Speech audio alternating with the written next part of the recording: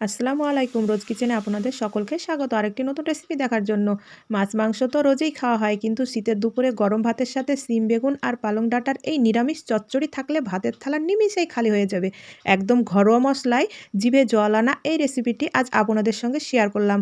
আমি এখানটায় টাটকা পালং শাকের ডাঁটা নিয়েছি, আর ডাঁটাগুলোকে এইভাবে লম্বা করে কেটে নিয়েছি। লম্বা করে কেটে নিলে দেখতেও সুন্দর লাগে এবং খেতেও ভালো হয়।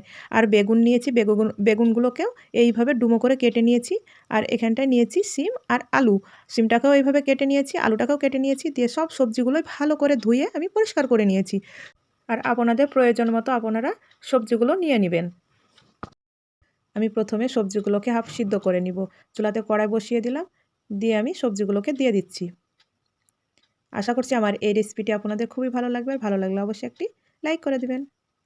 দেখেন সব সবজিগুলো দিয়েই পরিমাণ মতো হলুদ দিয়ে দিলাম, স্বাদ মতো লবণ দিয়ে দিলাম, অল্প একটু পানি দিয়ে দিলাম। আর পানিটা খুব বেশি দিবেন না, সামান্য দিবেন পানিটা। এখানে 5টা চেরা কাঁচা লঙ্কা দিয়ে দিলাম, ঝালটা আপনাদের প্রয়োজন মতো দিয়ে নেবেন। পালং শাকের ডাঁটাটাও দিয়ে দিলাম। আপনারা কী ধরনের রেসিপি দেখতে চান অবশ্যই কমেন্ট করে বলবেন, আমি সেই রেসিপিটা নিয়ে আসব। চুলার আঁচটাকে হাই করে দিয়েছি, দিয়ে 10 মিনিট ঢাকা দিয়ে দিলাম। 10 মিনিট পর ঢাকাটা সরিয়ে এইভাবে একবার নাড়াচাড়া করে নেবেন। আপনারা বেগুন পালং ডাঁটার তরকারি তো অনেক ধরনের খেয়েছেন, কিন্তু এইভাবে একবার রান্না করে দেখুন, খেতে দুর্দান্ত লাগবে।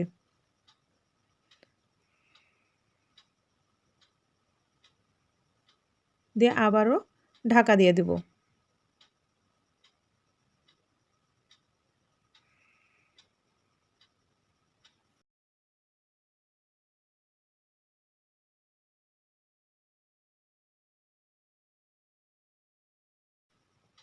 আবারও 10 মিনিট ঢাকা দিয়ে দিলাম। 10 মিনিট পর ঢাকাটা সরিয়ে আবারও নেড়ে দিচ্ছি। আর দেখেন আমার সবজিগুলো সিদ্ধ হয়ে গিয়েছে। এই পর্যায়ে ঢেলে নেব। আর সবজিগুলো খুব বেশি সিদ্ধ করবেন না, তাহলে গলে যাবে। দেখেন সবজিগুলো ঢেলে নিয়েছি। আর দেখেন সবজির কালারটাও কত সুন্দর হয়ে আছে।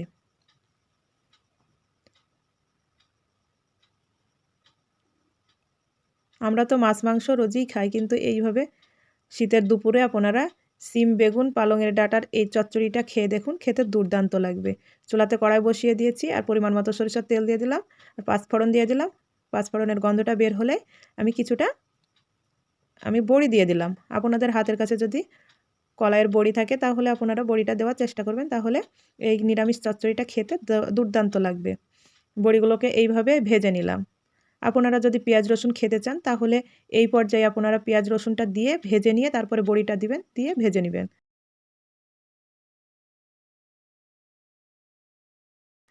আমি এখানটা 1 টেবিল চামচ আদা জিরে বাটা দিয়ে দিলাম, আর দিয়ে দিলাম শুকনো লঙ্কা গুঁড়ো। একটু ভেজে নিয়ে বড়িটার সঙ্গে ভালো করে কষিয়ে নিলাম, দিয়ে সিম বেগুন আর ডাঁটাটিকে সিদ্ধ করে রেখেছিলাম ওটা ঢেলে দিলাম।